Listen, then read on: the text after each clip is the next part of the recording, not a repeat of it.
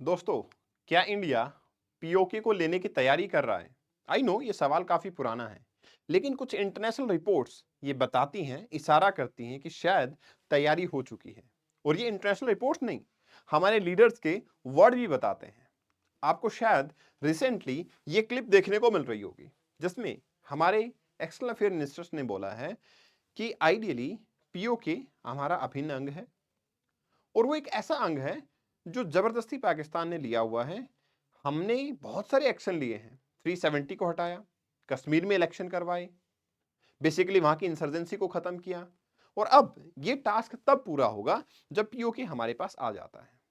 But सवाल ये है कि इंटरनेशनल रिपोर्ट क्या है जिसके बारे में इशारा कर रही है, जो क्लियर कट मैसेज दे रही है शायद तैयारी हो रही है। यह है इंडिया का डिफेंस सिस्टम, इंडिया की डिफेंस कैपेबिलिटीज। यहां पे एक रिपोर्ट रिलीज होती है। रिपोर्ट किसकी है? Stockholm International Peace Research Institute, SIPRI की रिपोर्ट है। ये रिपोर्ट क्या बताती है? ये रिपोर्ट हर 4 साल का एक जायजा देती है कि 2015 से 19 के बीच में ग्लोबल लेवल पे किस कंट्री ने कितना डिफेंस रिलेटेड ट्रेड किया, इंपोर्ट कितना किया, एक्सपोर्ट कितना किया। तो ये रिपोर्ट 15 से 19 की रिपोर्ट आई थी और अब रिपोर्ट आई है 20 से 24 की।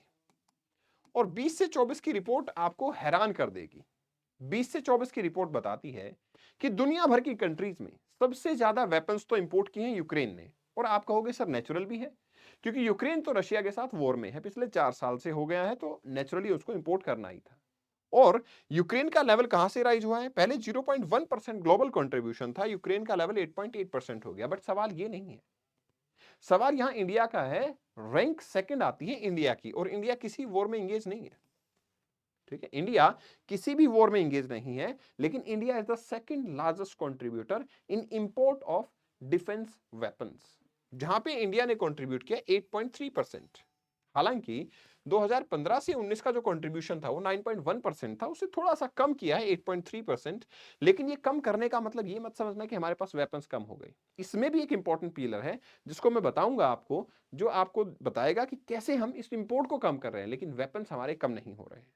ठीक है, दूसरी इंपॉर्टेंट चीज, ये डेटा तो ठीक है, अब आप इस पिलर पे फोकस करो। आपको पता है रैंकिंग में पाकिस्तान का नंबर आता है। पाकिस्तान 2.8% कंट्रीब्यूट कर रहा था ग्लोबल डिफेंस ट्रेड में, अब वो 4.6% हो गया है। मतलब पहले वाले 15 से 19 वाले स्लॉट के बाद, उस पीरियड के बाद पाकिस्तान का लगभग एनहांसमेंट हुआ है 60% से। अब शायद आप इक्वेशंस को समझ पा रहे होंगे, लेकिन इंपॉर्टेंट चीज पता है क्या है? पाकिस्तान इंपोर्ट कहां से कर रहा है? पाकिस्तान मेजर जो इंपोर्ट देखने को मिल रहा है वो मिल रहा है चाइना से। और इंडिया का major import, guess what? No, it's not Russia, it's France. क्योंकि रशिया के ऊपर सैंक्शंस एंड ऑल के चलते हमें ये देखने को मिला, तो डिक्लाइन हुआ। बट रशिया हमारा स्टिल एक अच्छा अलाय है, हम उससे अच्छा खासा इंपोर्ट अभी भी करते हैं। बट इंपॉर्टेंट चीज यहां फोकस करने की है कि इंडिया का इंपोर्ट जो है बढ़ता जा रहा है। इंडिया का इंपोर्ट सेकंड लार्जेस्ट है, बढ़ता जा रहा है। टॉप 10 कंट्री जो हैं वो डिफेंस के अंदर 50% कंट्रीब्यूट करते हैं इंपोर्ट में। आपको सोचने में लगेगा कि सर चाइना का नंबर कहां आता है? चाइना टॉप 10 में भी नहीं है। इसका मतलब क्या चाइना कमजोर पड़ रहा है? क्या चाइना डिफेंस के ऊपर ध्यान नहीं दे रहा? ऐसा नहीं है। चाइना अपने डोमेस्टिक मैन्युफैक्चरिंग के ऊपर ध्यान दे रहा है। चाइना ने बहुत सारे वेपन्स, बहुत सारा डिफेंस एक्सपेंडिचर नेचुरली किया है। अब सवाल यह है कि इंडिया को आर्म्स की नीड क्यों है? इंडिया सेकंड लार्जेस्ट कंट्रीब्यूटर है, तो इंडिया को आर्म्स की नीड है क्यों? इतने सारे आर्म्स क्यों इंपोर्ट किए जा रहे हैं? सबसे पहला और इंपॉर्टेंट चीज इज बॉर्डर डिस्प्यूट। चाहे वो एलएसी के अकॉर्डिंग हो, लाइन ऑफ एक्चुअल कंट्रोल, या एलओसी पाकिस्तान की तरफ है, या गलवान क्लैश को आप याद करो। आप हर चीज पे देखोगे तो नेचुरल सी बात है, ये एरियाज हमारे काफी सेंसिटिव हैं। और इन एरियाज को अगर मैनेज करना है ऑन दिस साइड, हम तो इसको क्या बोलते हैं, the world is calling it super power, की बहुत डिफेंस मिलिटराइजेशन है यहाँ पे। तो आइडियली इससे अगर मुझे डिफीट करना है, इसको इससे अगर मुझे भिड़ना है, तो मुझे डिफेंस में अपनी कैपेबिलिटीज को नेचुरली बढ़ाना पड़ेगा। और दूसरा, पाकिस्तान को ये डायरेक्टली सपोर्ट करता है। तो आइडियली अगर मुझे अपने पीओके को भी चाहिए, अगर पीओके मुझे चाहिए, जैसा कि हमारे एक्सटर्नल अफेयर मिनिस्टर का भी कहना है कि यस, हमारी लड़ाई तब एंड होगी जब हमें पीओके मिल जाएगा, क्योंकि वो हमारा अभिन्न अंग है। राइट? तो इस केस में हमें शायद चाइना से फिर से फ्रंट पे आना पड़ सकता है। तो दूसरी इंपॉर्टेंट चीज, पाकिस्तान का military threat. Pakistan ideally is backed by China, और अपने डिफेंस मॉडर्नाइजेशन पे खाने के लिए कुछ है या नहीं है वो एक अलग चीज है, लेकिन डिफेंस मॉडर्नाइजेशन पे, क्रॉस बॉर्डर टेररिज्म पे अच्छा खासा इन्वेस्ट करता है पाकिस्तान। और फिर चाइना का अपना एक्सपेंशन, चाइना की मिलिट्री ग्रोथ, चाइना की इंडियन ओशन के अंदर प्रेजेंस, चाइना का बॉर्डर इंफ्रास्ट्रक्चर को पुश करना, तो ये स्ट्रेटेजी स्लो ही चलती है। That's why India is well prepared. India भी सेकंड लार्जेस्ट इंपोर्टर के तौर पे देखने को मिला है सीपी की रिपोर्ट के अनुसार।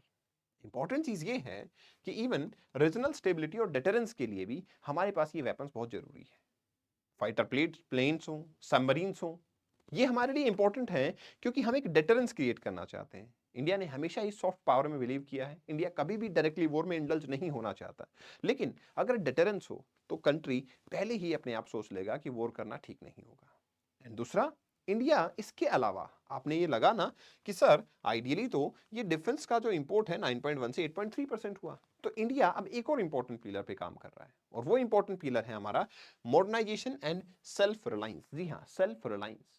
अब हम फोकस कर रहे हैं कि हम खुद से ही डेवलप कर पाएं अपने वेपन्स को, हम खुद से ही मॉडर्नाइज कर पाएं अपने डिफेंस को, ताकि हम सेल्फ रिलायंट बने। और इसी वजह से इंडिया ने कुछ कुछ चीजें एक्सपोर्ट करना भी स्टार्ट की। ठीक है। सो ये जो कंसर्न है ये इसी के रिगार्डिंग है। और सबसे बड़ा कंसर्न क्या था? पाकिस्तान का राइजिंग ऑफ आर्म्स इंपोर्ट 61% इस पीरियड के अंदर राइज हुआ है, और जिसका सबसे ज्यादा ट्रेडिंग पार्टनर है। 81% वेपन पाकिस्तान चाइना से ले रहा है। 2015 से 19 के बीच में 74% था। तो आप यहां देखो, पहले पाकिस्तान चाइना से बहुत कम इंपोर्ट कर रहा था, ठीक है ना, और यूएस से इंपोर्ट काफी ज्यादा था। अब क्या हो गया? 2005 की बात है। अब आप यहां आते हो 2015 में, तो क्या हुआ?